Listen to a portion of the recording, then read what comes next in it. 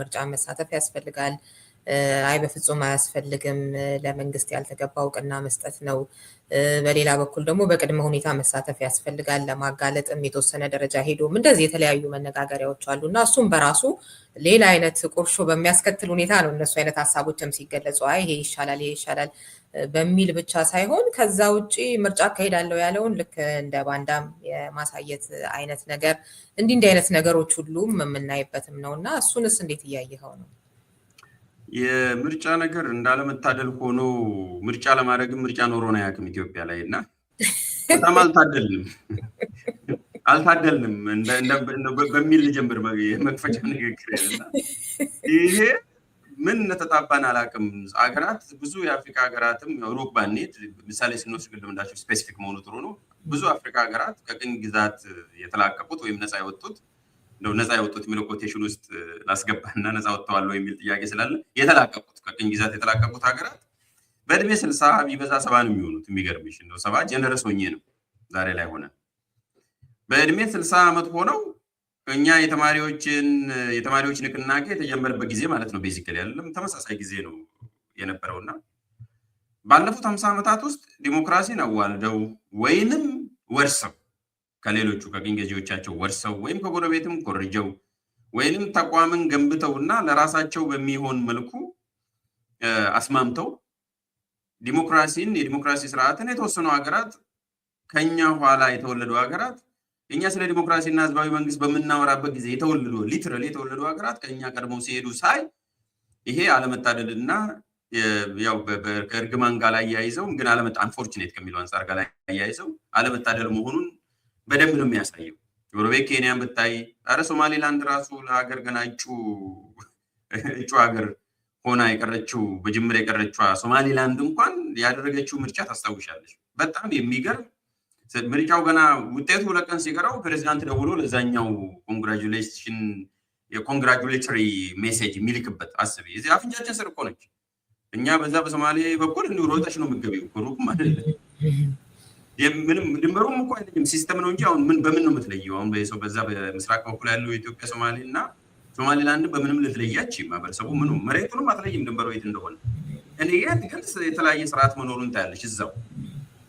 ይሄ ያለመታደልን የሆነ ችግር መኖሩን ያሳያል። ሁለቱም ኮምፔር ስታደርግ something is missing። ምክንያቱም ተመሳሳይ ነው፣ ህዝቡ ተመሳሳይ ነው፣ ድንበር ሁሉ አይታይም ማለት ነው። ዝም ብለሽ ከነዳሽ ከነገመንሽ ነው የምትገቢው፣ መኪናም ከነዳሽ ዝም ብለሽ ነው የምትገቢው። እዛ ላይ በዲሞክራሲ መንግስት የሚቀየርበት ገና ሀገር ሳትሆን ማለት ነው። እዚህ ጋር ግን አንድ ጊዜ እንኳን ህዝባዊ መንግስት ዛሬም ህዝባዊ መንግስት እኮ ነው፣ ሽግግር መንግስት ይባላል፣ ህዝባዊ መንግስት ይባላል። እነዛ ገለልተኛ እና አሳታፊ ምርጫ መኖር አለበት ይባላል። ጠንካራ ተቋም መገንባት አለበት እንላለን። ዛሬም 50 ዓመት እንላለን፣ ዛሬም እንላለን። እና ይሄ በጣም የሚያሳዝን እንዳለመታደል ሆኖ ከዛ ባለፈም ግን ስንፍናችንም እንደ ህዝብም ስንፍናችንን ያሳያል። ሞክረንም ያልተሳካልን ነገር መሆኑን ያሳያል። እንደው ሞክረን ከሆነ አንደኛው እሱ ነው። በዛ ላይ ምሳሌ መስጠቱ አስፈላጊ ስለሆነ ቁጭትም እንዲሰማን ነው። 97ንና ዛሬን እንኳን ብናወዳደር ሁለተኛ ምሳሌ ወደ ሀገር መተን ደግሞ እንውሰድና ራሳችንን ከራሳችን ጋር ስናወዳደር እኔ 97 ላይ በነበርንበት ቦታ ላይ ለመሄድ ሪዮት ከይቅርታ ጋር 20 እስከ 30 ዓመት ያስፈልገናል ብዬ አስባለሁ። ወደዛ ለመመለስ እኮ ነው ወደ ኋላ ለመመለስ 97 ላይ 20 ዓመት ወረዳ አሁን 20 ዓመት ባለፈው አክብሯል። 21 የሆነ ነው አይደል? አሁን ግንቦት ሲመጣ 21 ይሆነዋል። 21 ማለት የአንድ ጎረምሳ እድሜ ነው። የአንድ ጄኔሬሽን ነው። በዚህ ጊዜ እንኳን ምን ያህል ወደኋላ እንደሄድን ብታይ እና የምመኘው ከሆነ ያኔ ስኩል ወደ 9ኛ ክፍል ገና ማለፌ ነው ከ8 ወደ 9 ያኔ የነበረው ጉጉት ያኔ የነበረው መነሳሳት የህዝቡ ፍላጎት ይሄ ፓሽን ለክፍል ውስጥ ሆነ እኔ ያስታውሳለሁ። ቲቸር ስል እንደዚህ ነው ማውጣው የነበረው። የሚገርመው እኔ ገና 8ኛ ክፍል ጨርሼ እስካሁን አስታውሳለሁ። እኔ ማለት ሞቢላይዝ እንዴት እንዳደረጉ ምን ፖለቲካ የት ነው የማውቀው? ምንም ቲቪ አለች ጎረቤት ሄደን ምናምን ነው የምናየው። የሆነ ዱርፍጬ ቲቪ አለች እዛ ቁጭ ብለሽ ነው ተሰብስበሽ የምታዩ። ሶሻል ሚዲያ የለም። ጋዜጣ እንደ ልብ አይገባም። ጋዜጣ ያንም አላነብም። ያኔ ላይብረሪም ጋዜጣ አይቀመጥም። በምን መልኩ ነው በዛች በተገደበች የፖለቲካ ምህዳር በተከፈተች ፖለቲካ ምህዳር እና በነበረው ንቅናቄ ሞቢላይዜሽን ተማሪ እንኳን ሆነን የራሴን መናገር የሚችለው ጥያቄ ያለኝ ብዬ እንደዚህ ሳወጣ ነበር አስታውሳለሁ። እንደዚህ ሊትራሊ አንድ እጅ አልነበረ ሁለት እጅ ነበር የማወጣው። ይሄ ሶሻላይዜሽኑ ግን አንኮንሽስሊ እንዴት እንደተሰራ አላውቅም። ያኔ ኦፍኮርስ የቅንጅት ምልክት ነው። ቅንጅት ብቻም ሳይሆን ኦፖዚሽን ምልክት ነው፣ የለውጥ ምልክትም ነው። ቤዚካሊ በቃ ለውጥ እንፈልጋለን። በዛ ጊዜ የነበረው አንቺ ያው ታውቂያለሽ፣ አዲስ አበባ የነበርሽው ሁኔታውንም የበለጠ ከኔ የበለጠም ታውቂዋለሽ፣ ቫይቡንም ማለት ድባቡንም ስለምታውቂው አትሞስፌሩን። ከዛ ዛሬ ላይ ወደ ምርጫ አትግቡ፣ ምርጫ አያስፈልግም፣ ምርጫ ውስጥ የገባ ባንዳ ነው የሚል በአንድ በኩል ቅድም ያልሽው አለ። ከዛ ውጭም ደግሞ ህዝቡ በጣም ዊዝድሮ አድርጓል እንዳለ። እኔ በብዙ መልኩ ነው ባይዘው ያደረኩት። አንድ ሁለት ጊዜ ሰርቬይ ሰራው፣ ጥቃቅን ሚኒ ሰርቬዮች ሰራለሁ። እንዲሁ ዝም ብሎ ከሚዲያ ሞኒተሪንግ ውጭ ሰርቬይ ሰራለሁ ዝም ብዬ አልፎ አልፎ አይተሽ ከሆነ። ከዛ ውጭ እንደገና ደግሞ ሚኒ ሰርቬይ ይላቸዋለሁ። ትናንሽ ሪፕሬዘንቴቲቭ አይደሉም፣ ያው ለድምዳሜ ባያበቁም ግን የሆነ ነገር የሚያሳዩት ነገር አለ። ዘንድ ከዛ አልፎ ደግሞ 5 ከምርጫ ጋር የተያያዘ ወይም ከፖለቲካ ፓርቲዎች ጋር የተያያዘ ፕሮግራም አዘጋጅቼ ነበረ ህይወት ባለፉት 3 ወራት 5 ጊዜ።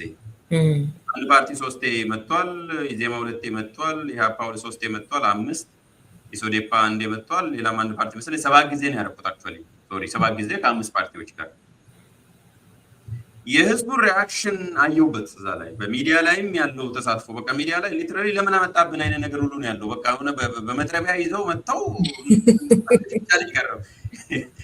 የሚያሳይሽ የሚዲያ ሰዎች ነና ከዛ አንርቅም። የሚዲያ ሰዎች የሚሰማሽ ስሜት እንደ ምን አስበነው አይነት ነገር ነው የሚመስለው። እንደው ባገኘ ምናምን ነው የሚመስለው። አፓቲው ማለት ነው ከምርጫ ጋር በተያያዘ በቃ አይመጣም፣ ሰው አይፈልግም።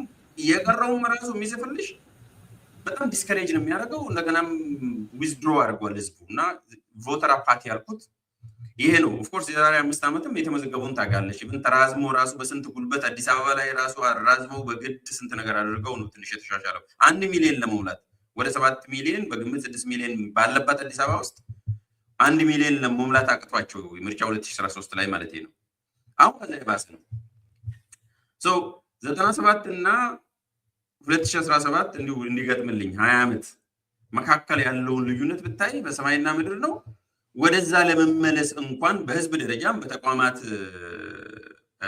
ነፃነትና ገለልተኝነት የፖለቲካ ምህዳሩ ማለት ነው አሁን የተሻለ ነበር አይደለ? ኮሚኒኬሽን አለ፣ ሚዲያው እንደልብ አለ፣ ሁሉም ነገር አለ። ቢያንስ መሻል ነበረበት፣ ብሶበታል። ስፔስ የለም። መንግስት ቆልፎት እመጣለሁ የተቃዋሚዎቹ ላይ ማን ምን ኃላፊነት ይወስዳል የሚለውን ለየብቻ ከፍለዋል። ከመንግስት አንፃር ምርጫውን ጨርሶ ነው ወደ ምርጫ ነው የሚለው። ይሄ ሊትራሊ እንትን የሚመስለው የራሱ ሃውስ ፓርቲ ነው የሚመስለው ያደረገው ብልጽግና። ሃውስ ፓርቲ ጨርሰሽ አንቺ ግን ተጋበዙልኝ ጨርሰሽ ማለት ነው። የጋራ አይደለም ንግስ፣ የድር ቤትም አይደለም፣ ሰርግም አይደለም። ሰርግም የሆነ ፕላኒንግ አለው። በቃ አንቺ ሃውስ ፓርቲ ነው። ሃውስ ፓርቲሽ ላይ ነው ሰዎች የሚመጡት። እዛ ላይ ሌሎቹ እንዲመጡ ነው የተደረገው። ይሄ የተደረገው በምንድን ነው? አሁን ቅድም የምንለው በምርጫ ለውጥ አይመጣም የሚለው ነገር በደንብ እየሰራበት ነው ያለው። ጦርነት አለመቆሙና አለማቆሙ ለዚህ ዓላማ እንዲያመች ነው። ሰው ጦርነት ውስጥ ሆኖ ስለ ምርጫ ሊያወራ አይችልም። ባይዘወይ በሶስት ምክንያት አንደኛ ጦርነት ውስጥ ሆነሽ ወደ ስለ ምርጫ የማታስቢው እንትኑ ስለማይሰማሽ ነው፣ ነፃነት ስለማይሰማሽ ነው፣ ኦኬ ሴኩሪቲ ስለማይሰማሽ ነው አንደኛው ምክንያት። ሁለተኛ እንደገና ደግሞ ጦርነት ዲሌጂቲማይዝ ያደርጋል። ሁለቱ አይደለ? ጦርነት ነው በምርጫ ለውጥ አይመጣም፣ ስለዚህ ጦርነት ነው መፍትሄ የሚል ቡድን ስላለ ስለ ምርጫ የሚያወራው ድምፅ በጣም ተዳክሞ የጦርነት ድምፅ ነው ከፍ ያለው። ሁለተኛ። ሶስተኛ ምርጫ ላይ የሚሳተፉትን ሰዎች ነፃ አውጪዎቹ እንዳለ ነው የዘረፉት፣ ወሰዱ፣ ሰረቁ። እያንዳንዱ አሁን ወደፊት እኮ ጦርነቱ ቢቆም ምንድን ነው የሚያደርጉት? ማስተፋት ነው፣ ይተፋሉ። ከአብን የወሰዱትን ፋኖ ይመልሳል፣ ከኢዜማ የወሰዱትን የሆነ ቡድን ይመልሳል፣ ከኦፌኮ የወሰዱትን የሆነ ቡድን ይመልሳል ነው። ምሳሌ ለመጥቀስ ነው። ከስምረትና ከስምሪት ፓርቲም የሆነ የወሰደውን የሆነ ይተፋል፣ ደቡብ ላይ የሆነ ፓርቲ የወሰደውን ይተፋል። እንደዛ ነው የሚሆነው። ይወስድብሻል፣ ኮንስቲቱሽንስ ይወስድብሻል ማለት ነው። ይወስዳል እንዳለ ሄዱ። በእነኚህ 3 ምክንያቶች የምርጫ ድባብ ወይም የምርጫ ነገር ኦልሞስት ምርጫ የሌለው ሃውስ ፓርቲ ሆኗል። የፖለቲካ ምህዳሩ ቅድም እንዳልኩሽም የይስሙላን የሆነው በጣም በሚገርም ሁኔታ መንግስት በነገራችን ላይ ፋና ብትወስጂ ኢቢሲን ብትወስጂ አሁን ሰሞኑን ስለተጀመረ ማለት ነው ዘግይተው ነው የጀመሩት። ጥር 1 ነው የተባለው ባይዘው ከአንድ ወር ተኩል 2 ወር በኋላ ነው የጀመሩት እሱን ራሱ እና ምንድነው የሚያረጋቸው የአዘቦት ቀን ብልጽግናን ነው ሲሰብክ የሚውለው። አሁን ራሱ ከክርክሯ ውጪ ስለ ብልጽግና ነው የሚጫወተው። ስለ ብልጽግና ሲያወራ ቆይቶ ራሱ ባለስልጣን ደግሞ መጥተው ከአንቺ ጋር ይከራከራሉ በዛች 30 ደቂቃ በጣም ከዛች ክርክሯ ውጪ ስለ ሌሎች ፖለቲካ ፓርቲዎች ራሱ እንኳን አይወራም። ባዘቦት ለምሳሌ 6 ቀን በቀን ብንከፋፍል 6ቱን ቀን ስለ ብልጽግና ያወራና 7ቱ ቀን ላይ ነው የሆነች ደቂቃ ላይ የምትከራከሪው። ልክ ተከራክረሽ ስትወጪ ስለ ብልጽግና ነው የሚያወራው። ሚዲያዎቹ የብልጽግና ናቸው፣ እንደገና የብልጽግና ሆነውም ደግሞ የሚያከራክራሉ። ይሄ ያኔ 97 ላይ እንደውም ትንሽ የተሻለ ነው የነበረው፣ ከዚህም የተሻለ ነው የነበረው። አሁን በዚህ በኩል እንደዚህ አድርጎ ለራሱ ህዝቡ በቃ ከምርጫ ውስጥ እንዳይሳተፍ ቮተር አፓቲ እንዲኖር ሰላምም እንዳይኖር ሴኩሪቲም እንዳይኖር ተደርጎ በቃ ምርጫ ዋጋ የለውም የሚል ነገር እንዲሆን ተደርጎ ብልጽግና አሸንፏል የሚል እንኳን ሌላው አይደለም እኮ እኔ ካድሬው አይደለም እኔ እንኳን እንደዛ እንዲሰማኝ እያደረጉ ነው ያሉት። ምክንያቱም በቃ ያለቀ ጉዳይ ነው፣ ሂደቱ ላይ እናተኩር የሚለው ነው። ምናልባት በኋላ ጥያቄ ጠይቅ በዛ እመጣበታለሁ። ምን ነው የምትጠብቀው የምትይኝ እንደ ውጤት እንደ ይዘት።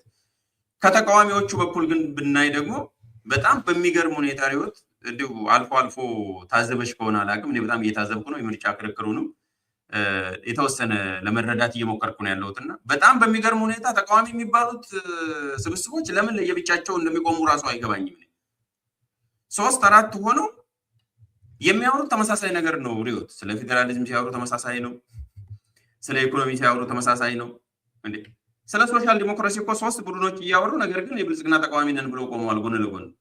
ኢህአፓ ሶሻል ዲሞክራት ነኝ ይላል፣ ራሱ ሲሮፓ ሶሻል ዲሞክራት ነኝ ይላል። የመጀመሪያው ክርክር ላይ ኢዜማ ራሱ ሶሻል ዲሞክራት ይላል። ምክንያቱም አለበት እንትን ውስጥ ስም ውስጥ አለ እኮ ማህበራዊ ፍትህ ነው። ኢሶዴፓም ደግሞ እንደዚሁ ሶሻል ዲሞክራት ነው ስሙ ራሱ። ይሄኛውም ርዕዮተ ዓለማችን ሶሻል ዲሞክራሲ ነው ይላል ኢህአፓም ሲከራከር። ምንድነው ፖይንቱ? ለምንድነው ለየብቻ ያቆሙት ሶስቱ? ማለት ምንድነው የሚለያቸው? እኔ በቃ ያንን አየውና ሌሎች ነገሮችንም ዞር ብዬ ከገመገምኩ በኋላ እንትን ኦቨርላፕ የሚያደርጉበትን ቦታ እየሞከርኩ ነበረ። ሰው ከህገ መንግስታዊ ስርዓት ጋር በተያያዘ ከሰላም ጋር በተያያዘ ከዲፕሎማሲ ጋር በተያያዘ ከኢኮኖሚ ጋር በተያያዘ እንደዚሁ ቅድም እንዳልኩሽ ከርዕዮተ ዓለም ጋር በተያያዘ ብዬ ከብልጽግና ጋር ባላቸው ምንድነው ኦፖዚሽን ጋር በተያያዘ አድርጌ እንደዚህም ብዬ አስቀመጥኩኝ። ርዕዮት ምን እንዳገኘው ታውቃለች? 82% አንድ አይነት ናቸው እነኚህ ተቃዋሚ ፓርቲ የሚባሉት 82% እንደየት 3-4 ሆነው ለየብቻ ቆመዋል። እና ኃላፊነት ብሰጥ ነው እንግዲህ 70% ለመንግስት እሰጣለሁ ለገዢው ፓርቲ። ዛሬም ገዢው ብሎ ነው ራሱን የሚጠራው ባይዘው ወይ እሱ ራሱ ስህተት ነው፣ ትክክል አይደለም። ገዢ ፓርቲ ብሎ መጠራት የለበትም። ቢያንስ አሁን ምርጫ ክርክር ላይ ራሱን ገዢ ፓርቲ ብሎ መግለጽ የለበትም። ይሄ ነው ሴማንቲኩ ልተውና ስለማንጨርስ ሁሉንም 70% ለተቃዋሚ ፓርቲዎች እሰጣለሁ። ወይም ተፎካካሪ ተፎጋጋሪ ምንም ይበሉ ወይም ተቃዋሚ ተገዳዳሪ ምንም ልስጣቸው። 30% የነሱ ችግር ነው፣ 70% ደግሞ ስልጣን ላይ ያለው ችግር ነው። እንደው 70% ባላረግ 60% የመንግስት የብልጽግና 20% የነሱና የቀረችውን 15% ደግሞ ለህዝቡ ውጪ ያለው ማለት ነው። ምክንያቱም እቺኛው በዚህ ላብቃለሽ። አሁን ያለንን ጊዜ ርዕዮት ጊዜያችንን አድቮኬሲ አክቲቪዝሙን የሚዲያ ፕሬዘንሱን እና ሞቢላይዜሽን 10% ለጦርነት ያደረግነውን ለፓርቲ ፖለቲካ ብንጠቀም እመኚኝ በእርግጠኝነት ከ30% እስከ 40% ተቃዋሚዎች በዚህ ዙር ባያሸንፉ እንኳን ድምጽ ያገኙ 10% ነው ያልኩሽ። 10% ኤነርጂያችንን፣ ጊዜያችንን፣ ሪሶርሳችንን፣ የሰው ሀብትን ብንጠቀምበት በማህበረሰብ ደረጃም ችግር አለ 10 to 15%። እነኚህ ደግሞ ከ20 እስከ 25% ይወስዳሉ። ብልጽግና ወይም መንግስት 60% ይወስዳሉ። የእነኚህ ሁሉ ኮምቢኔሽን አንድ ላይ መጥቶ ነው አንድ ላይ ውለው ነው አሁን የገባንበት ሁኔታ ላይ ነው የገባ ነው። ምንድን ነው የምትጠብቀው የሚለውን ጥያቄ ካለሽ አያይዤ ላነሳ እችላለሁ። እያንዳንዱ ሙሉ አሪፍ ነው። ወደሱ እንሄዳለን። እንደው 10% ብንጠቀም ጊዜያችንን እንደዚህ ስትል የቅንጅት ነው ትዝ ያለኝ። ቅድም እኮ አንተ ገና ታዳጊ ወጣት እያለ እንደዛ አይነቱን ስሜት ያሳደረበትን እንዲያልክ እስክታወጣ ድረስ ቅንጅት የ4 ወር ምናምን እኮ ነው አይደለ? ቅንጅት የነበረው ፓርቲዎቹ ከዛ ቀደም የተለያየ አይነት እድሜ ቢኖራቸውም የተቀናጁት።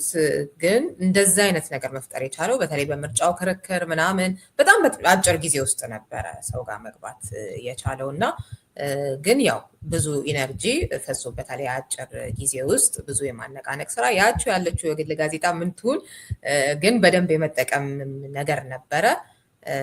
አሁን ላይ እንግዲህ ከ20 ዓመት በኋላ ተመልሰን ምን ላይ ነው ያለነው ስንል ይዘቱ ራሱ የምርጫ ክርክሮቹን ሳይ በጣም አዝናለሁ። ያኔ የነበረው ደረጃው ከፍተው ለካ በዚህ ጊዜ ውስጥ ያኔ ማለት ራሱ ጀመርን አልኩኝ። በቃ ማለት በጣም የሚገርም ነበረ እኮ ይሄ የትንታኔዎቹ ነገሮችን የማየት የምሁራዊው ምናምን እና የአሁኖቹን ክርክር ይዘት ራሱ ስታይ በጣም አስደንጋጭ የሆነ ነገር አለው በሁለቱም በኩል እና እሱንም ጭምር እያየሁኝ ነበረ። ምንድነው የምጠብቀው የሚለውን አያይዘህ ሂድበት እስኪ። ጥሩ ትዝብት ነው ሪዮት፣ እንኳንም አስታወስሽኝ። እኔ በዚህ ልክ ስታንዳርድ ይወርዳል ብዬ አልጠበቅኩም ነበር። ምክንያቱም ሰው ወደ ላይ ነው የሚያድገው፣ ወደ ታች ሲያድግ አይቻልም። ፖለቲካ ወደ ላይ ነው የሚያድገው እና ወይ ወደ ጎን ይሰፋል ወደ ላይ ነው እንጂ ወደ ታች እንደ ካሮት እየተቸነከረ የሚሄድ ፖለቲካ የእኛም ፖለቲካ ነው ያየሁት እና ክርክሩ በዚህ ልክ ተጨማላልቆ ሳገኘው ይዘቱ ማለት ለዛ ነው ይዘቱ በዚህ ደረጃ ስታንዳርዱ ወርዶ ማየቴ በጣም ነው የሚገርም። ምክንያቱም አብዛኞቹ ደግሞ በሚገርም ሁኔታ በእውቀት ደረጃ ስታይ ከፊት ለፊታቸው ረጃጅም ታይትል አለ። ዶክተሩም ምኑን ነው የሚያመጡት እኮ የሉም እንዳይባል ዶክተሩም ምኑም አለ አይደለ? እንደ ጉድ ነው ያለው ኢትዮጵያ ላይ እና የትምህርት ጉዳይ አለ፣ የቴክኖሎጂ ጉዳይ አለ፣ የኢንፎርሜሽን ፍሰት በዛው ልክ አለ። ግን ድርቀት ደግሞ አለ፣ የእውቀትና የአቀራረብ እሱን እኔም በደንብ ታዝቤያለሁ እና በጣም ነው ያሽቆለቆለው እሱ ራሱ ስታንዳርዱ፣ የክርክር ስታንዳርዱ ራሱ እንደ ውጤቱ ምንም ይሁን ምን በጣም ነው የወረደው። ኢንተርቴንም አያረግም፣ እንደገና ደግሞ ኢንፎርምም አያረግም፣ ኢንተርቴንም አያረግም። በዛ ልክ አንደኛው እሱ ነው። በጣም ነው የታዘብሽው። እኔ በመጋራው ነው ማለት ነው እግረ መንገዱ። አንድ ቅድም ለምንድን ነው በዚህ ልክ የወረደው የሚለውንም ማለት ቅንጅት እንደዛ ተሳክቶለት አሁን ያሉት ከነ ምናምኑም ከነ ድክመታቸውም ለምንድን ነው እንደዚህ የተዳከሙት የሚለውን አንድ ምክንያት የረሳ መስለኝ ሪዮት፣ አንቺ ምናልባት የምትጋሪው ከሆነ የብሔርተኝነት ሰደድ እሳት ወይም ይሄ ፕሮሊፈሬሽን ኦፍ ኤትኒክ ፖለቲክስ ኢትዮጵያዊነት በጣም እንደተዳከሙ የነ ኢዜማን ካስታወስሽ እኮ አዲስ አበባ ላይ እርግጠኛ ነን እናሸንፋለን ምናምን ሲሉ ነበር የዛሬ 5 ዓመት እና ኧረ ተው ምናምን ሲሉ ከዛ በኋላ ግምገማ ሲደረግ ምንድን ነው የሆነው? የአንድነት ኃይሉ ተብዬው በተለይ እነ ኢዜማ ክፍለ ሀገርን ኢትዮጵያዊ ለማድረግ ሲሄዱ አዲስ አበባ ብሔርተኛ ሆና ጠበቀችው። ከኋላ ብሔርተኛ አንተራቶ ሌላውን ለማቀፍ ሲል ከታች ከስሎ ያለውን በብሔርተኝነት ያኔ የነበረውን ነው የምልሽ። ያኔ የነበረውን ብታወዳደሪ የኢትዮጵያዊነት ስሜት ውስጥ ስቲል በጣም ጠንካራ ነው የነበረው። ከኤርትራ ጦርነት በኋላ ምን ያለው ከኢህአዴግ ጋርም ያለውም ጥላቻውም እንበል ተቃውሞ ኢትዮጵያዊነት የነበረው በጣም ጠንካራ ነው የነበረው። ያኔ በአፍሮ ባሮሜትርም በወርልድ ቫሉ ሰርቬይም የተቀመጠ ነው። በጣም ጠንካራ ነበር ኢትዮጵያዊነት። ግን አሁን ወርዶ እንደ ኢትዮጵያዊነት እኮ ኢትዮጵያ ጋሻ እና ጠበቃ በሆነው ማህበረሰብ ውስጥ እንኳን እየተነወረ ባለበት ጊዜ ነው እና ይሄ የብሔርተኝነትን ፋክተር ብንጨምርበት ማለት ነው። ለምንድን ነው እንደዚህ የሆነው የሚለው የብሔርተኝነት ኃይል ቀላል አይደለም። ብሔርተኛ ያልነበረውን ብሔርተኛ ሆኗል።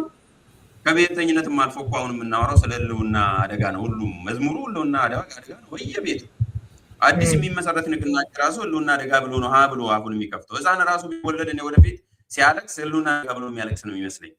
በዚህ ደረጃ ደርሰናል። ቤዚካሊ ሄደን እና የዚህ ብሔርተኝነቱን ፋክተር ባንተው የብሔርተኝነት ልክ ነህ፣ በጣም ልክ ነህ። አዲስ አበባ ላይ ምናልባት ግን ትንሽ የተለየ ነገር ያለኝ አዲስ አበባ ላይ የሆነ በኢትዮጵያዊነት ተስፋ ያደረጓቸው ድርጅቶች አሁን ለምሳሌ እንደ ኢዜማ አይነቱን በቂ የተቃውሞ ቁመናን አለማሳየቱም ተስፋ የማስቆረጥ አይነት ነገር ይመስለኛል።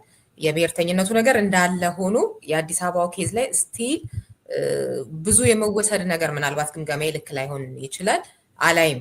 ወደዚህ ወደ ዘውግ ብሔረተኝነቱ አሉ አሁንም በፊት የምታውቃቸው የዜግነት ፖለቲካ ምናምን የሚሉ አሁን የሚያራምዱ የዘውግ ፖለቲካ ሰዎች ታያለ። ያም ሆኖ ግን አሁንም የሆነ ጠንካራ አይነት ፓርቲ ቢኖር ወይንም ደግሞ አለ ተብሎ ቢታሰብ አንዳንድ ያው ፐርሰፕሽንም ራሱ ዋጋ ስላለው ማለት ነው ሊነቃነቅ የሚችለው የህብረተሰብ ክፍል ስቲል ብዙ ነው ብዬ ነው የማስበው እና እሱን ልጨምር ብዬ ነው። አለ አሁንም እርሾ አለ። አሁን በዛ ምክንያት አፓቲውም የመጣው እኮ ሰው በቃ ምንም ለውጥ የለም ስታተስ ኮን ይመርጣል። ብዙ ጊዜ አማራጭ ካላገኘ ሰው ወደ ስታተስ ኮን የሚሄደው ሰው የሆነ ነገር ከመተካት ይልቅ በቃ የማውቀው ይሻላል እንደምንም ልሂድ የሚል ነገር አለ እና ተስፋ አለመኖሩ አማራጭ ጠንካራ አማራጭ አለመኖሩ አንድ ምክንያት ነው። እሱን እቀበላለሁ ሙሉ በሙሉ እንኳን ያኔ ብቻ አይደለም ዛሬም ቢሆን።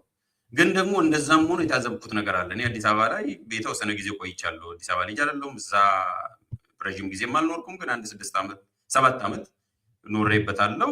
ያው ተምሬም የተወሰነ 1-2 ዓመትም ሰርቻለሁ። በየጊዜው እመጣለሁ። የምረዳው ማለት ነው ያኔ የምረዳው አዲስ አበባ ሰው በብሔርተኝነት በዚህ ልክ ተለክፎ አያውቅም። ይቅርታ አድርግልኝ። አዲስ አበባ ያኔ እኮ እና አብንና ባልደራስ ምን ነው ሲያደርጉ የነበሩት እንዳለ አዲስ አበባን እንደ ግማሹ ወደ አማራ ሲወስዱ የብልጽግናም የተወሰነውን አዲስ አበባ ተወልዶ አድጎ ምንም የማያውቀውን ሰውዬ ኦሮሞ ብሔርተኛ ሲያደርጉት ነው የነበረው። ጉራጌ ብሔርተኛ፣ የአማራ ብሔርተኛ ሲያደርጉት ነው የነበረው። ኦብቪየስ ነው፣ የሚታወቅ ነው። ለመጀመሪያ ጊዜ እንደዛ አይነት ነገር ኮንሽስነስ የመጣበት ማህበረሰብ ሁሉ አለ። አዲስ የተሰጠው ሚናውን ሁሉ የተሰጠው ያም አለ። ጎን ለጎን ቅድም እንዳልሽው አንቺ ያልሽውንም ተቀብዬ አሁንም እርሾ አለ። የእድሉ ድክመትም አለ። የእድሉ ድክመትም አንድ ምክንያት ነው። አሁንም ቢሰባሰብ የሚመጣ አለ። ግን የብሔርተኝነት ኃይሉ ቀላል አይደለም። ምክንያቱም ከኛ ጋር እኮ ጓደኛ የነበሩ ሰዎች የምናወራቸው ሰዎች ተገልብጠው ሌላ ሆኖ ስናገኛቸው፣ ግለሰቦችም ትላልቅም የምናውቀው ሰዎች ብሔርተኝነት ውስጥ ተዘፍቀው ያየናቸው ሰዎች አሉ። ያም የሚናቅ ጉዳይ አይደለም። ግን ስቲል ቅድም አንቺ ያልሽውም የእድሉ ድክመትም አንድ ፋክተር ነው ብዬ ነው የምወስደው። ስቲል ግን የብሔርተኝነቱ ነገር መኖሩን ያው ትዝብት ስለሆነ የተለየ ጥናት አላደረኩም፣ እታዘባለሁ ማለት ነው። ምን ትጠብቃለህ ላልሽው በውጤት ደረጃ እንደ ለውጥ ካየነው ለምሳሌ ከዚህ በፊትም በሆነ ቦታ ገልጬዋለሁ። ግን ለዚህ ላንቺ እኔ እንደዚህ ነው የማየው። በይዘት ደረጃ መንግስት ለውጥ ተደርጎ ተሸንፎ አዲስ መንግስት የመመስረት ነገር ለብቻም ይሁን በመጣመር አላይም። ይሄን ግልጽ ላድርግ። ነፃ ቢሆን ራሱ የማሸነፍ እድላቸው አይኖርም። ነፃ ማለት ይሄ በቃ ብልጽግና እንደሆነ ምንም አልቀሰቅስም ካሁን በኋላ ነፃ ነው እንደፈለጋችሁ ቀስቅሱ ቢባል ራሱ ኦልሬዲ ስላለቀ ምርጫው ቅድም እንዳልኩሽ የሃውስ ፓርቲ ተደርጎ ስለተሰፋ ከዚህ በኋላ በሚደረግ ነገር የተወሰኑ ድምፆች ሊገኙ ይችላሉ እንጂ አሸንፎ መንግስት የመመስረት እድሉ አይኖርም። እነሱም እንደዛ ባያደርጉ ነው የምመክራቸው። አሁን የቅስቀሳም የሚያደርጉ የሚንቀሳቀሱ ሰዎች የሆኑ ድምፅ ይሄን ያህል ድምፅ አገኛለሁ፣ ይሄን ያህል ፐርሰንት አገኛለሁ፣ ይሄን ፐርሰንት አንድ ላይ ደምረን ማይኖሪቲ ከውከስ እንፈጥራለን ፓርላማ ውስጥ እንደዛ አይነት ነገር ካላቀሉ በስተቀር ብልጽግናን አሸንፈን የውስጣቸው ማለት ነው በአደባባይ እንሸነፋለን ብለሽ አይደለም። ኦፍኮርስ ለህዝብ የምትናገሪ ምረጡን እናሸንፋለን ተብሎ ነው የውስጥ ግምገማ ማለት ነው። የውስጥ ግምገማ ሲያደርጉ ኦቨር ኤክስፔክቴሽን እንዳይኖር ቢደረግ ጥሩ ነው። አንደኛው ይሄ ነው። እኔ በውጤት ደረጃ ብልጽግናን አሸንፈው ለብቻቸው የሚሆን አንድ ፓርቲ ማለት ነው በኮአሊሽንም ይመጣል ብዬ አላስብም። እንደዛ ካደረኩም ወይ ፖለቲካም አላቅም ወይ እዚህ ሀገር ላይ ተአምር እየተፈጠረ ነው ያለው ወይንም ብልጽግና ራሱ ምርጫውን አጭበርብሯል። ራሱ አጭበርብሮ የለም ዛዘር ወይ ራውንድ እንትና እንዳለው ማለት ነው። የኡጋንዳው ፕሬዚዳንት ባለፈው ምን አለ መሰለሽ፣ በጣም የሚገርም እኮ ነው። ተቃዋሚዎች ምርጫ አጭበረብሩ አላለ። ተቃዋሚዎች ተሸንፈው ምርጫ አጭበርብረው ነበር አለ። እንደዛ ከሆነ ማለት ነው ብልጽግና አጭበርብሮ እንዲያሸንፉ ማለት ወደ እንትን እንዲመጡ አደረገ የሚል ነገር ፕሮዲስ ካላደረገ አዲስ ቴዎሪ ማለት ነው አዲስ ፍልስፍና ካላመጣ በስተቀር ያ የመሆን እድሉ በጣም ጠባብ ነው። በየሆነች አካባቢ ሁሉም የሚተባበርበት የመንግስት መዋቅሩ ምናምን አይነት ነገር ሊኖር የሚችልበት አይነት ነገር ሆኖ ልትል ትችላለህ። ግን አጠቃላይ ከባድ አጠቃላይ የመሆኑ እድል ራሱ ብልጽግና ካጭበረበረ ማለት እኮ ነው ይሸነፍ። ያ ከሆነ ከተጀመረ አላውቅም አንዱ እሱ ነው። አይ ብልጽግና ውስጥ እኮ ግን እንደሱ አይደለም። ምን አጠቃላይ የሆነ ውጤትን በሚቀይር ደረጃ አይሆንም። ግን አሁን ወጥ አለመሆኑ ማለት ብልጽግና ማነውም እንደዚህ ሲያነሳ ነበረ ሰሞኑንም አይደለ ጋሻው መርሻ መሰለኝ የሆነ እውነት አለው እኔም የምጋራው ማለት ብልጽግና ናቸው የምትላቸው ነገር ግን ለተለያዩ ቡድኖች የሚሰሩ አይነት ነገር ይሄ ወጥ ያለመሆኑ ልክ ህወሓትን እንትን አልንበት ጥጋ ሲያዝንበት የሚሉትን መንገድ አሁንም አንዳቸው ለአንዳቸው የሚጠቀሙ አይነት ነገር ብዙ ማሳያዎች አሉ አይደለ? ውስጥ ሆነው ግን ከህወሓት ጋር ሆነው እነሱ ከተለያየ ተቋሚ ጋራ በመስራት ምናምን የመጡበት መንገድ አለ። አሁንም የሆነች አይነት ልዩነት ሲፈጠር አንዳቸውን ብልጽግና ተብሎ ወጥ ይባላል እንጂ የሆነ አይነት ቡድን ከማደራጀት አንጻር በለው ከመደገፍ አንጻር በለው የሆነ አይነት ኢንፎርሜሽን ከመስጠት ለሚዲያዎች በለው ምናምን አንጻር ከሌላው ጊዜ በተለየ የሆነ ደከም ያለ ነገር የምታይበት እና አይታወቅም እንዲህም ሊሰራ አሁን ያልከው አይነት ሙሴቪኒ ያሉን በትንሽ ደረጃ ሊሰራ የሚችል ስብስብ ይመስለኛል። እሱ እንደ ብልጽግና በቅርጽ ደረጃ ቅርጽ አልባ ነው። ብልጽግና ቅርጽ አልባ ነው። እንዲሁም ደግሞ እስከዛሬ ማለት ነው ቅርጽ ገና ለመያዝ እየጣረን ያለው። ሁለተኛ ደግሞ አቋም አልባም ነው። አቋም አልባ ሆኖም እንኳ አይጠቀሙ። አንዱ መድረክ እኮ በጣም የሚያናድደኝና የሚያበሳጨኝ ብልጽግና ላይ ብዙ ፖይንት ስኮር ማድረግ ሲችሉ ሳያደርጉ የሚወጡ የተከራካሪዎች ሲኖሩ በማየቴም ነው። አንዱ ቅድም ያለፍነው ነገር ብልጽግና እኮ በአንድ ነገር ላይ አቋም ይዞ አያውቅም። ሪዮት እኔ 5ቱን ክርክር አይቻለሁ። ስለ ፌዴራሊዝም ስትጠይቀው ምኑን ነው የሚቀየረው ስትይ ወደፊት ህዝቡ ይወስናል ይልሻል። አቋም አይዝም። የወደብ ላይ ይጠይቃል። አሁን ከዚህ ሲወጣ ስለ ወደብ ነው የሚያወሩት በኢቲቪ ሲወጡ። ክርክር ላይ ሲጠየቁ ግን አቋም አይላዙም። ስለ ወደብ እንኳን ያኔ ከሌላው ነጥቀው ለብቻቸው የሚጠቀሙበትን ይሄ ነው አቋማችን፣ ይህንን ሰጠን፣ ይህንን እንቀበላለን፣ በዚህ ጊዜ እናመጣለን፣ በዚህ መንገድ እናመጣለን የሚሉ አቋም አይዙ። ብልጽግና በ5ቱም ክርክር በአንዳች ነገር አቋም ያያዘ ብቸኛ አቋሜ ብቸኛ ፍልስፍና አልባ መሆኔ ነው፣ ርዕዮተ አልባ መሆኔ ነው። አንቺ ማለት አይደለም ርዕዮተ ዓለም አልባ መሆኔ ነው። ርዕዮተ ዓለም ማለት ነው አልባ መሆኔ ነው። ብቸኛ አቋሜ አቋም አልባ መሆኔ ነው የሚለውን ነው አስገንዝቦ ነው ያለፈው። በነገራችን ላይ በዚህ ትክክል ነው። በቅርጽና በዚህ በርዕዮተ ዓለም ደረጃ ካየ ነው። እሱ ላይ ግን ቮት ላይ ለውጥ አያመጣም። ርዕዮት አጠቃላይ የሆነ ለውጥ አያመጣም። ልክ ነው። እንደው ትንሽ እንደዚህ አይነት ነገሮች አሉ የሚለውን ለመጨመር ብዬ ነው እንጂ አጠቃላይ የሆነ ውጤት ለዋጭ ለውጥ አያመጣም። ግን በየአካባቢው ቅድም ካልከው ከዘውግ ብሔርተኝነቱ ምናምንም አንጻር እዛው የመንግስት ቦታ ላይ ሆኖ ግን የሚደግፈው የየራሱ ታጣቂ ምናምን ይኖራል። እንደዛም ሆኖ ግን ለውጥ ያመጣል ብዬ አላስብም። እኔ በዛም ደረጃ እሱን ኤክስፕሌን ማድረግ ይፈልጋል። ለምንድነው ለውጥ የማያወጣ? ኤሌክቶራል ፖለቲክስ ባህሪው ይለያያል። ኤሌክቶራል ፖለቲክስ የምንለው የምርጫ ፖለቲካ ማለት ነው። በሁለት መልኩ ይጠቅማሉ። ቅድም ያልሻቸው ሰዎች በአክቲቪዝም እና በጦርነት ረገድ ብልጽግናን ያዳክማሉ። በጦርነት እኮ ኢንፎርሜሽን ይሰጣሉ፣ ለዛኛው ማሊያ ገልብጠው ይጫወታሉ። እንደገና አክቲቪዝም ላይ ደግሞ ለማዳከም በሚዲያም በምንም መረጃ ይሰጣሉ። ይሄንን ያደርጋሉ በግልጽ። ያንንም ሲያዳክሙት ነው የቆዩት፣ ወደፊትም ያደርጋሉ። ምርጫ ላይ ሲሆን ኦልሬዲ ተመርጠዋል። እነማን እንደሚወዳደሩ ይታወቃል። ለምን እጩ ኦልሬዲ ተለይቷል። አንድ ያ እጩ ላይ በተቃራኒው ልትቀሰቅሻችም እንደ ብልጽግናም ነው የምትወዳደሪም፣ እንደ ብልጽግናም ነው የሚቆጣጠሩት። የሆነ ቦታ ሊተውልሽ ከፈለጉ እንደ ብልጽግና ነው የሚተውልሽ። ደግሞም ያደርጋሉ። ይሄ የሆነ ቦታ መተው ለእነ ኢዜማ የተወሰነ ቦታ ይተዋሉ፣ ለእነ አብን የተወሰነ ቦታ ይተዋሉ። ከብልጽግና ጋር ወዳጅ ለሆኑት የተወሰነ በድርጎ የሚሰጡ ነገሮች አሉ። ኦኬ ግን ኤሌክቶራል ፖለቲክስ ስላልሆነ አያመጣም ይሄኛው። ምክንያቱም ኦቨርኦል ኮሌክቲቭሊ ስለሆነ ካምፔን የሚደረገው ያም ደግሞ ለራሱ ጥቅም ብሎ ስለሆነ የሚወዳደረው እንደ ብልጽግናና እንደ ግለሰብ ወንበሩን ላለማጣት ነው የሚወዳደረው። ኤሌክቶራል ፖለቲክስ ላይ ለውጥ አያመጣም። በሌላ መልኩ ግን እንዳልችው ቅርጽ አልባ መሆኑ፣ ርዕዮተ ዓለም አልባ መሆኑ እንዲሁም ደግሞ ለአክቲቪዝም ለፖለቲካል አክቲቪዝም እና በተለይ ከጦርነት ከትጥቅ ትግል ጋር ተያይዞ ለዛ ለውጥ ሊያመጣ ይችላል ነው እኔ በዛ መልኩ ነው የማየው። በውጤት ደረጃ ምንድነው የምትጠብቀው? በዚህ በኩል መንግስትን የመቀየር በተናጠል የሚሆን ተሰባስበው የመቀየር ነገሩ ተስፋ የለኝም፣ ተስፋውም የለውም። ይሄንን ሁለተኛ ደግሞ ከፍተኛ ነጥብ ውጤት ያመጣሉ ወይ? ለምሳሌ 70-30 ብናረግ ምሳሌ ነው። መንግስት ከዚህ በፊት 90 ምናምን አለ ሲነቀንቅ የነበረው ልክ እንደ ጎበዝ ተማሪ በቃ ሚኒስትሪ 99-98 አመጣ ሲባል ነው ድሮ የምናጨበጭበው። ኢህአዴግ ብቻውን 99 ሲል ቆየ። በ90 ምናምን ጀመረና 100 ደፈነ የሆነ ሰሞን ብልጽግናም ተከተለና 97 ምናምን አመጣዋል። 97.4 ነው። አረ እንደውም ኢህአዴግ 99.6 ነው ምናምን ሁሉ አምጥቷል እኮ ኢህአዴግ። አረ 100 ደፈነን አሉ እንደ ተቃዋሚዎች ሁሉ ለኛ ነው ያሳቃት እንትናን ማን ነበር? ሱዛን ራይስ ነው። ሱዛን ራይስ ነው። እሱ እዛ ደረጃ ደርሰው ነበር። አዎ ኢህአዴግ ህወሓት ተገንጥሎ ያደረገው ምርጫ ነበር አይደል? የጭረባ ምርጫ መቀሌ ላይ መስከረም 1 ላይ ያደረጉት መስከረም አይደለም ጻጉሜ 5 2012 ያደረጉት ማለት ነው። ከአዲስ ዓመት በፊት ያቺኛው እዛ ላይ ስንት ነው ያመጡት መሰለ? እነሱ 98.4 ነው ያመጡት። ብልጽግና ምን ቢያደርግ ጥሩ ነው? ገልብጦ 97.4 ዳዘር ወይራ ያመጣው። ልዩነታቸው የ1% ነው ልዩነታቸው። 0 ፖይንት ምናምን ነው። አይገርምሽም? ብልጽግና ተዋግቶ ምርጫ አድርጎ ልዩነቱ ምርጫው ላይ የ1% ነው። ህወሓትም በኳሊቲ ደረጃ ማለት ነው ባጭሩ ምንም ለውጥ አልነበረውም እና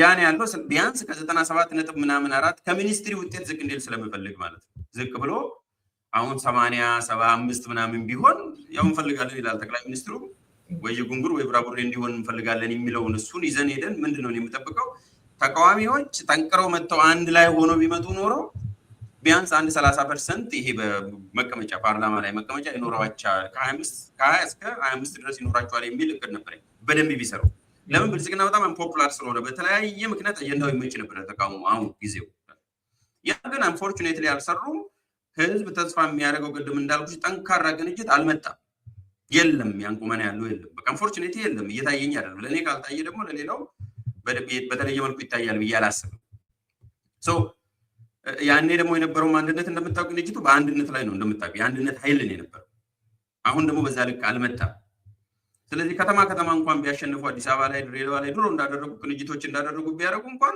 20-30% ያሸንፉ ነበር ወደ ፐርሰንት ሲቀየር ወይም 100 ምናምን ወንበር አሁን እኔ የምጠብቀው በጣም ማክሲመም ተለቆላቸውም ነው ቅድም እንዳልኩት በነበረው አሬንጅመንት በራሳቸውም ተደምሮ እኔ 20% ካመጡ በጣም ታምር ተገኝቷል ብዬ ነው ማስብ በቃ 20% ወደ እንትኑ ሲቀይሪው ከ520% 100 ነው የሚሆነው አይደል እንደዛ መሰለኝ የ520% 100 አካባቢ ነው የሚሆነው ሶ ተደማምሮ 100 ከመጣ እኔ በጣም ነው ልል ብዬ ማጨበጨበው ብቻ 100 ራሱ ከመጣ ወይም 20% ከመጣ 20%ን ተቃዋሚዎች ከያዙ ሶ ምንድነው የምንማረው እኔ ሂደቱ መንግስትንም ሌሎቹን ተቃዋሚዎቹንም ለመረዳት የበለጠ ለመረዳት እነማን እንደሆኑ ለመረዳት እንድንጠቀምበት ሁለተኛ የክርክር ባህልን ደግሞ ማላመድ በዚህም እንደሚቻል ማላመድ የጠፍቶ ነበር ማለት ላይ ትንሽ ደግሞ ወደ ዲስኮርሱ ለመመለስና ዲስኮርሱን ትንሽ የተበከለውን ትንሽ መዓዛ እንዲኖረው ማድረግ በዚህ ደረጃ ነው ኤክስፔክት ማድረግ አንድ ምናልባት ቅድም አንስተሽ ያላነሳሁት ነገር በፍጥነት ላንሳ ይሄ የሚያነውሩ ሰዎች ውጪ ሆነው እኔ ያልገባኝ ነገር የፖለቲካ ፓርቲ ለምንድን ነው የተቋቋመው እየረሱት ነው መሰለኝ የፖለቲካ ፓርቲ የተቋቋመው ምርጫ ውስጥ ገብቶ ለመወዳደር መሰለኝ ተወዳድሮ ለማሸነፍ መሰለኝ አላማውም እሱ ነው ፍልስፍናውም እሱ ነው የመኖሪያ ምክንያቱም ሪዝን ዲያትርም እሱ ነው ምትቆ በቃ እሱ ከሌለ ፖለቲካ ፓርቲ አይደለሽ ስለዚህ የፖለቲካ ፓርቲ ሆኖ እንደ ፖለቲካ ምርጫ ውስጥ ይሳተፋል እንደ ፖለቲካ ይሰራል ብሎ መጠየቅ ራሱ እንደ በዚህ ልክ መነጋገር ያለብንም አይመስለኝም ወይ እሱን ትተው አክቲቪስት ይሁኑ በግለሰብ ደረጃ ነው ለምሳሌ አክቲቪስት ነኝ ሶ ለምሳሌ ብልጽግናም የሆነ ነገር ሻሽሎልኝ የሆነ ነገር ካደረጋ ጥሩ ዘና ይሁን ሙቭ ኦን ወይ አክኖሌጅ አድርጌም ሳላረግም እኮ እናሰጥቼ የለም ለምሳሌ ኮንዶሚኒየም ላይ ችግር አለ የሚል ነገር እያነሳው ነው ያለው እሱ ከተቀረፈ ምንም ማድረግ አይ በቃ ተስተካከለ አይደለም ሞገስ መጥቶ አፍርሶ ኮንዶሚኒየም ይገንባ አይደለም አክቲቪስት ስትሆኚ ማለት ነው እሱ የአክቲቪስት ስራ ነው ጫካ ያሉት የራሳቸው ስራ አላቸው ምርጫ የፖለቲካ ፓርቲ የተባሉት ግን ምርጫ ላይ መሳተፍ ሚኒመም ሪኳየርመንቱ ነው አንድ የሚያነው ሁለተኛ ምርጫ ውስጥ ያሉ ሰዎች ቦይኮት ያድርጉ የሚል ነገር በወዳጆቻችንም የሚነሳ ነው ለምሳሌ በተወልደቱ ራሱ ቦይኮት እያደረግሽ ከወዲሁ ቦይኮት ልናደርግ ነው የምንሳተፈው ብለሽ ለህዝቡ እየነገርሽ ህዝቡ በምናምኖ ነው ምርጫ አንቺን ለመምረጥ ወይም ያን ፓርቲ ለመምረጥ የሚመጣው ሪዮት አሉ አሁን ለምሳሌ ያፓ እና ቅንጅቱ እሱ ነው እያደረገ ያለውና ከነሱ ሰዎች ጋርም እየተነጋገርኩ ነበር ምንኛ ነው ይሄ 2 ወር እየቀረ እኔ ቦይኮት እያደረኩ ነው እኔ እንትን አርቆ አላምንበትም ብቻ እስቲ ልሞክረው እንትን ላጃክም ነው ተብሎ ምርጫው ሳይገባ ይሄንን ደግሞ መንግስት በደንብ አድርጎ ነው የሚጠቀምበት መጨረሻ ላይ ቦይኮት ቢያደርጉም ያለም አቀፉ ማህበረሰብ ይኸው ስላልቻሉ ነው የሚልሽ መንግስት ምን ብሎ ነው የሚጠቀመው ምን ብሎ ነው የሚነሳው ፕሮፓጋንዳ ከወዲሁ የሚታየው ስላልቻሉ ነው እንደማይሸነፉ ስለሚያውቁ ነው የሚልሽ ምንም የሚመጣ የተለየ ነገር የለም በቃ አዩ ህዝቡ እንደተፋቸው ስላወቁ ህዝቡ እንደማይደግፋቸው ድምጽም እንደማይኖራቸው እንደማያሸንፉና እድል እንደሌላቸው ስላወቁ ነው they just chicken out ነው የሚሉሽ ሪዮት ሶ ቦይኮት እንኳን ነው በልብሽ ይዘሽ ቦይኮት ታደርጋለሽ እንጂ በዚህ ላብቃ እንደው ማድረግ እንኳን ብፈልጊ ማንንም ቡድን ይሁን ማለት ነው የሃፓን ለምሳሌ ስለወሰድኩ ኦፊሻሊ ስለጻፈው እንጂ ከወዲሁ ቦይኮት አደርጋለሁ ብሎ እየነገርሽ እንዴ ሰው ድምጹን እኮ እየበተንሽ ፖቴንሻል ድምጽን ኦልሬዲ እየበተንሽ ነው ያለሽ ምክንያቱም ወደ ምርጫ አልገባም እያልሽ እኮ ነው ወደ ምርጫ የማይገባውን ሰው ለምንድን ነው ሰው የሚመርጠው ለምን ነው የምዘጋጀው እኔ ድምጼን እኮ ለመስጠት ስዘጋጀ ካርድ አወጣ ካርድ ሳወጣ እኮ ኦልሞስት ሞር ኦር ለስ አውቃለሁ አይደል ማን እንደምመርጥ ያኔ ከላይ እመርጣለሁ ብዬ ነው የምዘጋጀው። አይ እኔ ምርጫውን አላምንበትም፣ ሂደቱን ዲስረፕት ለማድረግ ለመረበሽ ወይም ዲስረፕት ለማድረግ ነው የምጠቀምበት ካልሽ ደን እሱ ለምርጫ አይበቃም ማለት ለድምፅ አይበቃም፣ ለዛ ልትሰጪ አትችይም። እና እንደዚህ አይነት ነገር ላይ መጠንቀቅ ያስፈልጋል። ሰው የቦይኮት ፖለቲካ በውጤትም ለውጥ ያመጣል ብዬ አላስብም። ይህን በግልጽ ልናገር ህይወት አንቺ ጋር ለውጥ ያመጣል ብዬ አላስብም። ዘ ወርልድ ዊል ሙቭ ኦን ኢት ዊል ሙቭ ኦን ዊዛውት ዩ። እደግመዋለሁ፣ ዓለም ያላንተ ያላንቺ ያለ እናንተ ይቀጥላል። 2013 ላይም አይተናል። ይሄ የበለጠ እንደውም የቦይኮት ፖለቲካ ለመንግስት የበለጠ ነው የሚጠቅመው። መጨረሻ ላይ ብትወጡም ምርጫው አንደኛ ነው ብሎ አጨብጭቦ ከመንግስት ጋር አጨብጭቦ የሚሄድ ደግሞ በብዙ ቁጥር አለ። እንደ ኢትዮጵያ ዘ ላንድ ኦፍ 1000 ፓርቲስ ብዬ ነው የምገልጸው። ብዙ ፓርቲዎች በዛ መልኩ መታየት ነው ያለበት። ከምርጫ ጋርም ተያይዞ ሪዮት